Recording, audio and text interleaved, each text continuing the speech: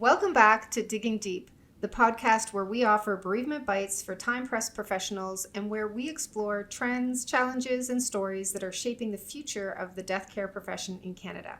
I'm your host, Heather Kiteley, President and CEO of GFD and proud second-generation funeral director.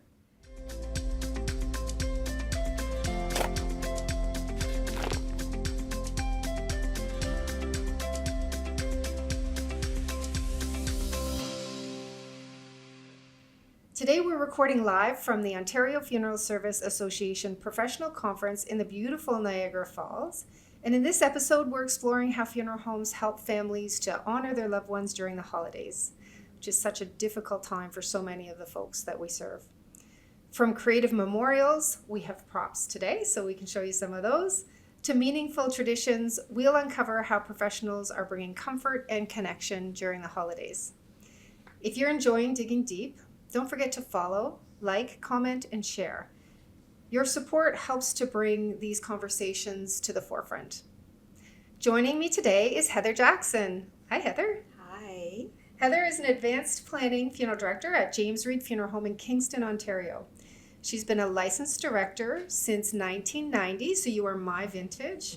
Such a good decade. In both Toronto and Kingston, and has served in her present capacity as the Advanced Planning Funeral Director since 2005, so tons of experience. Her compassion shines through not only in her stellar personality, but also through her volunteer work with organizations like the Salvation Army, but also in her role as devoted mother to 2 adult daughters. We grew up so fast, right? I know. Like, oh my gosh. I know. Hi, Heather. Hi. You can never have too many Heathers in funeral No. service, right? For sure. You're our second Heather guest. I think that's Awesome. awesome. Thanks for having me. We Bright are and early. so, I know, right? We have, for those who are listening, we are bright and early, 8 a.m. And hopefully that lends to a really awesome podcast. will, We for start sure. early, right? Before we even know what we're doing. Exactly. There we go. Okay, so we're going to be talking about the holidays.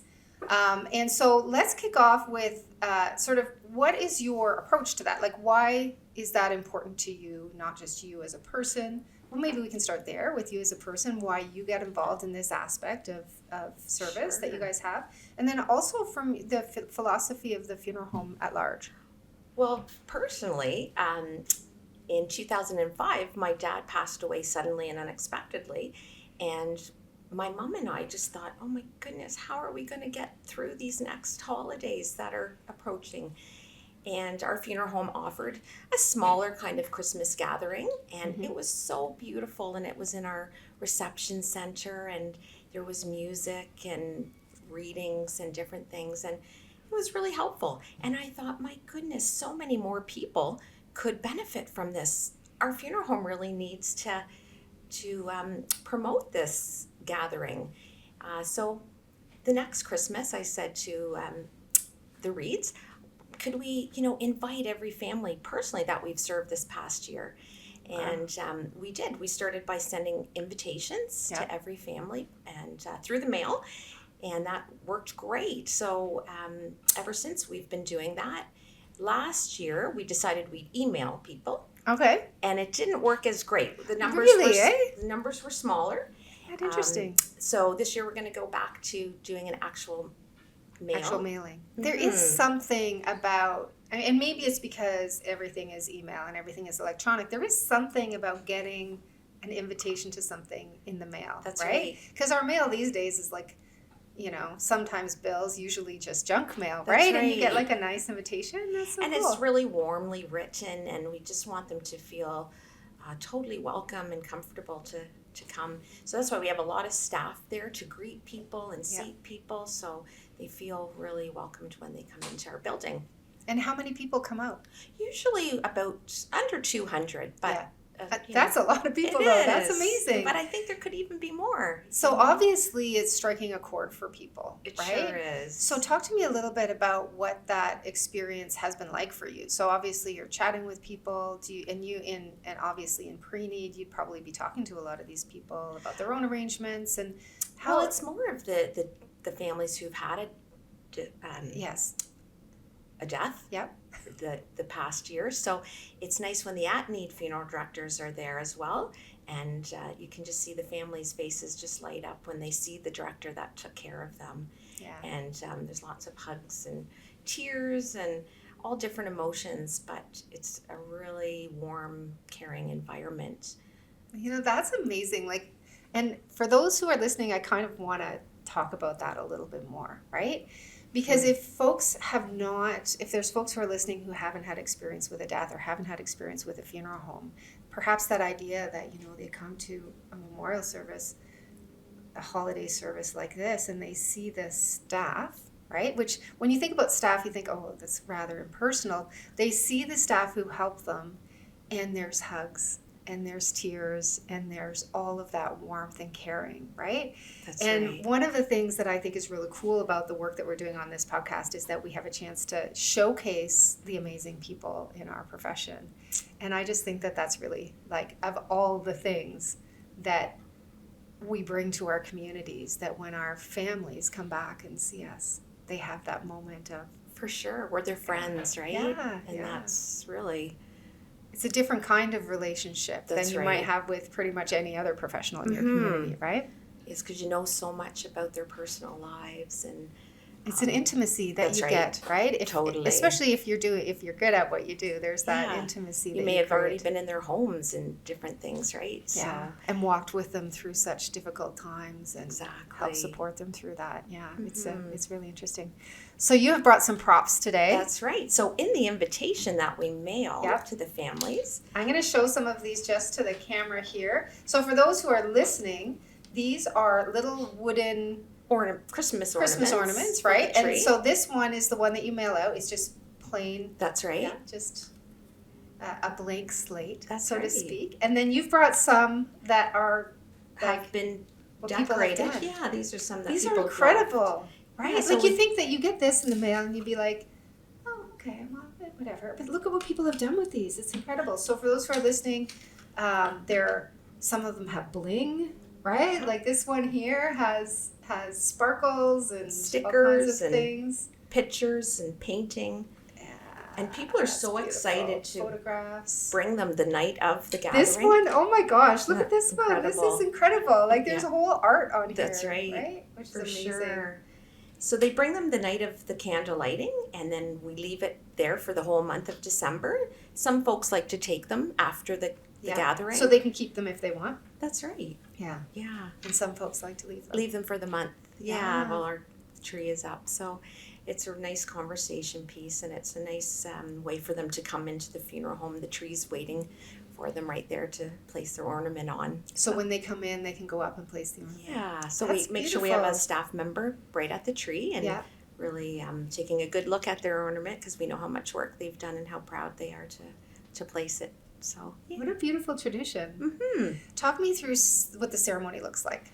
Sure. Well, I've also brought a little prop. I brought our actual order of service. Amazing. So we've got it really down to a good science of having a welcome and sort of a responsive reading and poetry and music. And is there a religious vein to any of it, or is it fairly we try secular? To keep it non-denominational. And, we do we love singing Silent Night at the end of the gathering with the do you do that candlelight? In candlelight? Oh, that, I cannot get through that without getting emotional. Yeah, most people say the same thing. Yeah.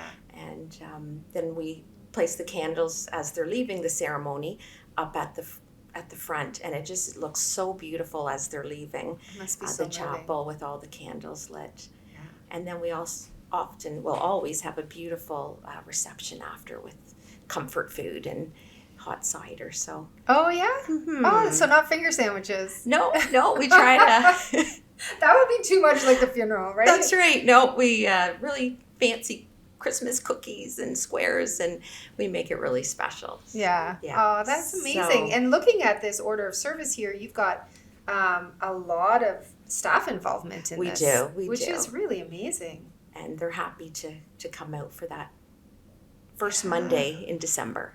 Yeah. So everyone knows it's the same Monday night every year. So we do get a good involvement with our staff. That's amazing. So how has it changed over the years? Has there been, so in 2005, when you had this, and I think that's really interesting, right? That you have like a whole 15 years of funeral service, and then you have this personal experience of, oh my gosh, how meaningful this was for you. And then, staff kind of come around and and make it, even better and That's more, right? So, yeah. That's right. So I think for us, we just really needed a team to pull it off. And we have an awesome team right now. There's 4 of us. Yeah. Myself and our owner, Sarah Reid. Yeah. As well as our estate care provider, Therese, and an active funeral director, Jennifer. So we have all kinds of events throughout the year. So you have the Examine Life series. Yes, and we have a paint night. Yeah. We'll do, last month we did a memory pillow. So we encouraged people to bring fabric from their person, and we made these beautiful pillows. So we had a few seamstress to help, come yes, and help and bring their sewing machines, and we had a whole night of making. So they bring like a shirt or a dress or something from the t-shirt. So that's beautiful. And so what they run the first Monday of every month, and they're life. What did you call them again? We call it the Examined Life series. Examined Life. So is it for anyone, or is it for families that have had a loss? We open it up to the community. We advertise in the newspaper, on Facebook. We try to get so it's the for word anyone. out to church. It is. Yeah, it is. That's amazing. I so not just the families you've served in the past. No, we have 3 that are dedicated to the bereaved. Yes. Next month we're having a book club. So the book is all about someone's experience with death and getting through their experience. And we have lawyers and financial planners that come. So some practical stuff, always, right? Yeah, for sure. Yeah. So that's cool.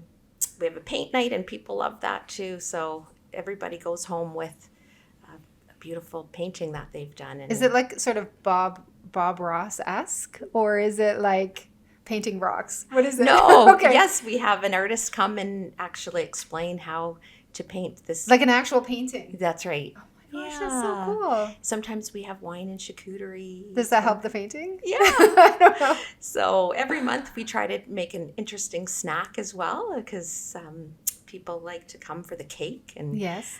We've had a death cafe as well. And tell me about that. How did that go? Great. Yeah? Yes. Did you have a lot of people come out? We do. We always do. So. And so talk me through what your death cafe looks like, because I know that there's a lot of sort of versions of those. So how do you guys do that? We have break the group into smaller groups. Okay. And we have questions prepared, and it's just talking and eating cake, actually, because that's what a death Talking cafe. about death and eating cake. I know it sounds bizarre, but I think it sounds lovely. Yeah. I mean, I would be there in a heartbeat. That's like my kind of jam.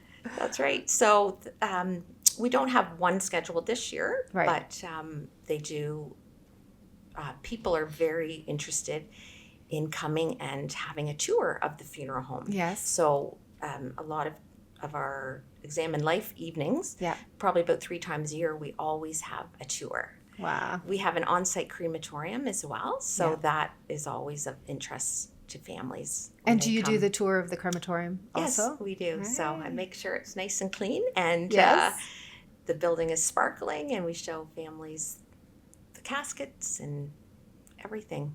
And I mean, I have done obviously a lot of that work during my time frontline funeral service. And one of the things that I always found interesting about those kinds of events, right, where you're opening up your doors and you're allowing people to see and you're talking them through all of the different things that we do, including prep rooms sometimes. So in the embalming room, we would take families through and show them and explain to them how stuff worked. And what I remember when I first started, I was a little bit nervous about it, right? Because I'm like, you don't ever want people to be upset.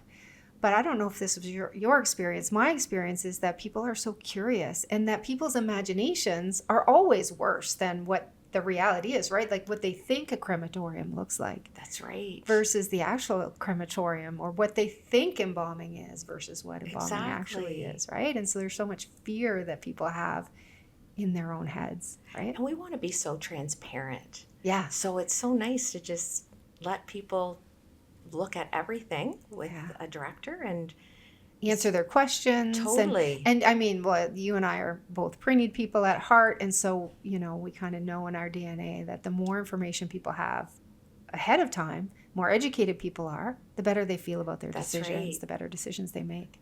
Yeah. And I was really surprised by the number of people that came. We always have the tour half hour before our evening starts.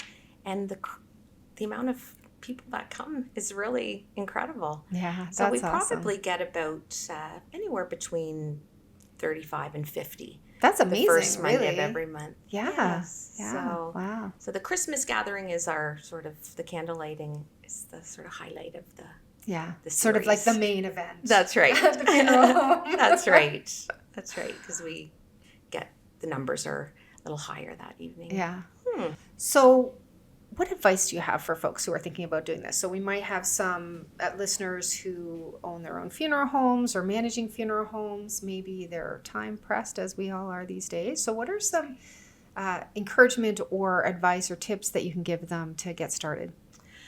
Well, you can sort of repeat the same program every year because it is different families that come. Yes. So. Oh yeah, I guess that's true. Do you have a lot of repeat families that come, like folks that come here? We have a few because we're their people, so they feel comfortable coming back every year. And where year. else can you go where you can be in a place where you're acknowledging that the person has died, right? Like that's right. I could see that you would have repeat people in that kind of an environment. That's right, because part of our mission statement is to help families heal. Yeah. So we're very passionate about following up with the families we serve. So I would say keep a great database of the addresses of the families that you want to invite. Yes. Yeah. So you're not digging through your files, That's right? Trying to get the That's addresses right. out and then spelling them wrong, That's right. Once you've figured out your order of service, yes, you can it's very easy. Yeah, there's so many poems and readings and songs that you can find. And once they're on your order of service, you can repeat it every year, except change the speakers and the musicians. Yeah, and it's interesting, even though you have so many staff who are involved in speaking at the service, you don't necessarily have to do that, right? You can have folks who are a celebrant or someone in your community. Exactly. One we've had a family that we served speak a few times, and really, and so that's been great. They've shared their personal experience and how they've got through the year as well. So.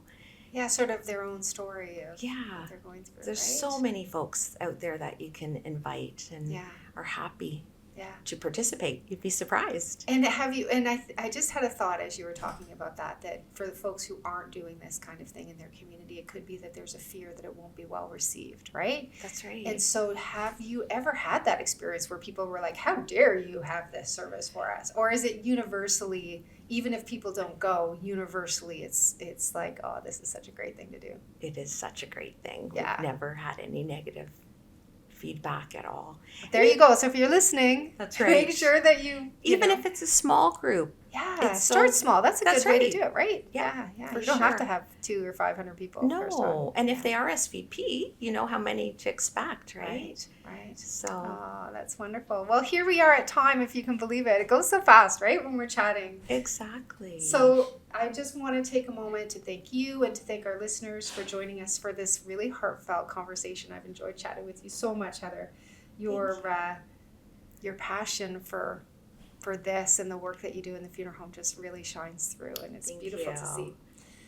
So for our listeners, we hope that Heather's insights have sparked ideas and inspiration for your own holiday memorial offering, whether it's through some time-honored traditions that are sort of the mainstay of your community, or whether you're looking at, a new creative approach, right? I was just thinking as you were talking that like ChatGTP might be really helpful for coming up with some new ideas. Hey, ChatGTP, what do you think we should do for our holiday service, right? That's right. There's so many things that we can draw on now to make that creative aspect really, even things like your little Christmas ornaments. This is just beautiful. I actually think I'm going to use this for my family at Christmas this year. Yeah, I really love that. Because it doesn't have to cost a lot either, right? Yeah, I imagine you just get these at the dollar store or on Amazon or something. That's so Amazon. Cool. So I think what this shows is just that there's countless ways to help families feel supported and connected during the holidays. So if you found today's discussion valuable, please be sure to follow, leave a comment, and share Digging Deep with your colleagues. Your support helps us to continue to bring important conversations like this to the profession. Thank you so much, Heather, for your time today. And until next time, I'm Heather Kiteley. Keep on digging deep.